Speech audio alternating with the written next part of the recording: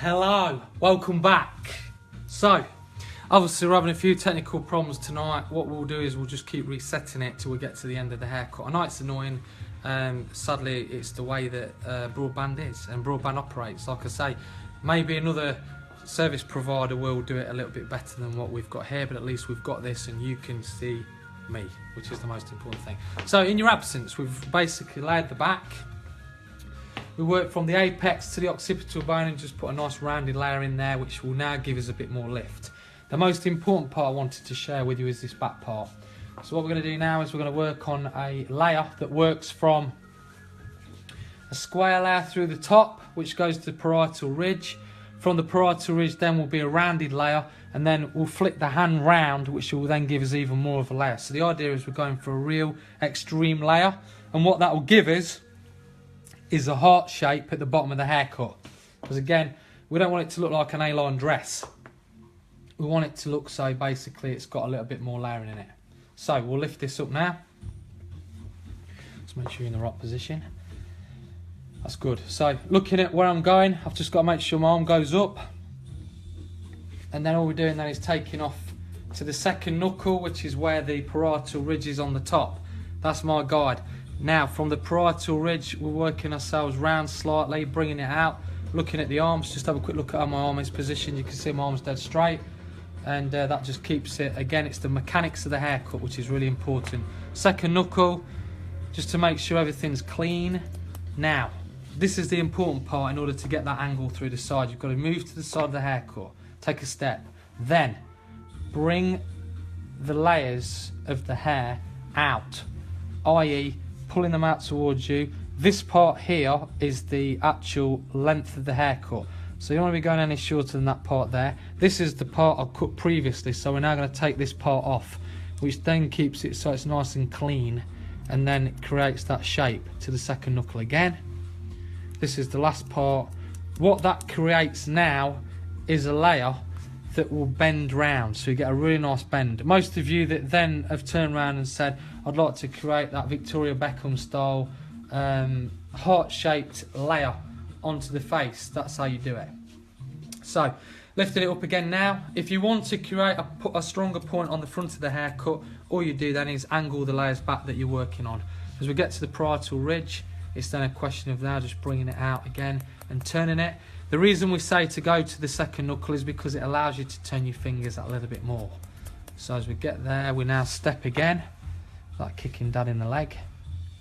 And now we bring the layers out again towards me, looking for that guide and taking that little piece off. Again, this is quite advanced stuff. If I was actually going to do this in a conventional way, if you just film me for a second, I'd have to go like this. I'd have to bend all over the customer and literally go like that, which is quite uncomfortable to be able to do. But by turning the hand round, I can then pull it out towards me and maintain my body position really, really straight. So every section, just in case the broadband does go down again, we're going to take this all towards the front of the head. So the idea is we're just literally creating a nice shape on it. So this again is a square layer all the way up to the top. Now we go into the rounded layer again at the parietal ridge, which is again very important. And then what this, as I say, what it does is as it comes towards the front, you really see that shape creating. And again, this is the important part here. It's just sort of coming around to the side. You saw me do a little bit of this with the razor on week 1. With the scissors, you can create a little bit more because you can get that angle really, really tightly round, which now starts, you can see the turn. So now we're going towards the front again. It's better to take smaller sections because I think the smaller the section, the cleaner the section. And of course, as they used to say on the 9-section perms when I was at Leicester Southfields College back in 1987, the more you put in, the more you get out. As with anything, practice makes perfect. I always say this. It's really, really important because people have to be able to sort of do that, which then creates a shape. Again, when you go back on this video, you'll be able to re-watch this again. That's the idea of me doing these again, so you can try these things at home. I know Nikita over in Norfolk has been really, really keen on working with the razor. Very kindly contacted me and said, It's great, you know, you're doing these videos because I can sort of sit down, watch it, and you know, it's a great education tool.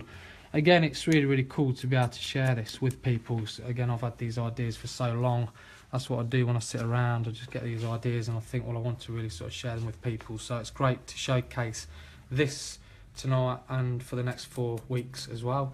For the customers, it's great, the clients, because they get to see what we do as professionals. I'm not talking about just everybody at Scott Belly Hairdressing, I'm talking about hairdressers in general, because we can celebrate the true art that hairdressing is and what we are all. That includes everybody watching, that we are real craftspeople and we're able to create a beautiful job that we do. Because again, people forget to realise that hairdressing is a very stressful job, but it's also a very creative job. Let's just put my dad on the top of the stairs, come round the side over here. Again, what we can do now is on this side we've got a little bit less air, so we're going straight to the parietal ridge, which is just here. That's a parietal ridge.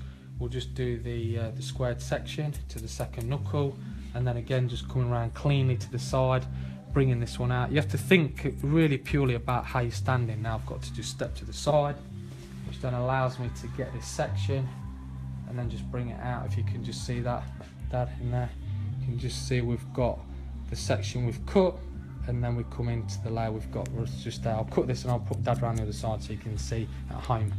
Okay, so that's it. Now we can see what's going on. Of course, I like people to see what's happening. So again, we're going for a square layer on the top. Now to the parietal ridge, which again creates a rounded layer, and then it's that step to the side, which then allows us to be able to pull the section, which now you can see quite clearly. That's the length and that's the piece that's got to come off there. Okay, now if you were to create this, so you put a little bit more length into the front, all you do is just pull that layer back, which would then basically make it so it would be more pointed towards the front. Which again, you've got to think as a craftsperson, because I can't say craftsman because there's ladies as well, we don't want to be sexist. You've got to think as a craftsperson how you want to have this haircut and how it wants to sit. So again, it's really important. So now just on the last section, again, look at the mechanics of my arm mats all sitting. You can really sort of see I've got the section real disciplined. Some of you may cut hair or see people that cut like that. It's important to keep the tension tight at all times, because I think again, it's very important just to keep those sections strong. Right, we're now coming towards the end of the dry part, so the wet part of the haircut, which we're then going to be going into the blow drying in just a moment. For those of you, I should imagine, that are probably having your dinners. Now I'm going to cross check and go the opposite way just to make sure that everything's all level before we start the blow dry. So just put some more muck volumising spray in tonight, fat muck, which again just keeps everything nice and damp, because again it's really important to make sure that you keep it clean. The only way you can keep it clean is by keeping it slightly damp, because then it just keeps it a nice straight line. Okay, so cross-checking again to the same way that we were doing it, which again we're looking to bring it up at a uniform layer, because that's the way we cut the top. Then on the next part is the parietal ridge. Let's go around this side. You'll find then on the parietal ridge you've got to pull it out at that angle to make sure it's level. And then of course again, just slightly out of that angle that I'd cut it at earlier, which then makes sure everything's right and level. It's a good job everything is level with everybody watching tonight, because I mean, you know, you really do put yourself up when you do this. It's like going back to hairdressing college for me actually tonight. It's great, but I like the challenge and I like getting my teeth into it and sharing it with you. So next it's that layer which is going up in the air. Don't really want it looking like a tachograph, because of course if it's a tachograph it'll be a bumpy line, which won't really look that good. And then of course just coming through the side angle just to make sure that's right as well. So now has got the balance working for me, which I'm really happy with, which I know Helen will be happy. So now I'm just going to go into the fringe part with the razor. Okay, so let's just come around this way.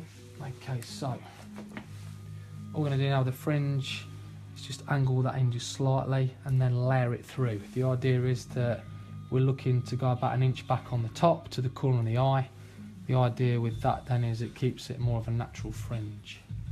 So we're just thinking about the angle we're going to cut this. Slightly up at an angle, so you've got a bit of elevation on there. Using the cutting comb on there, and all you're doing is just taking the edge off. You can glide it through if you want to.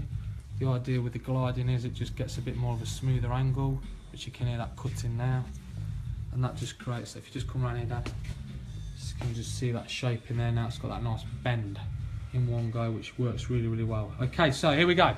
We're going to go into the layer now. Again, this is another part that people don't ever see with their fringes. I think this is very important. So, I'm going to use curved scissors for this part.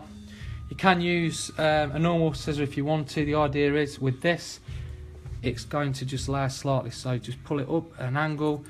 That's the part I've just cut. This is the part here that's on the layer. We just want to remove that again to a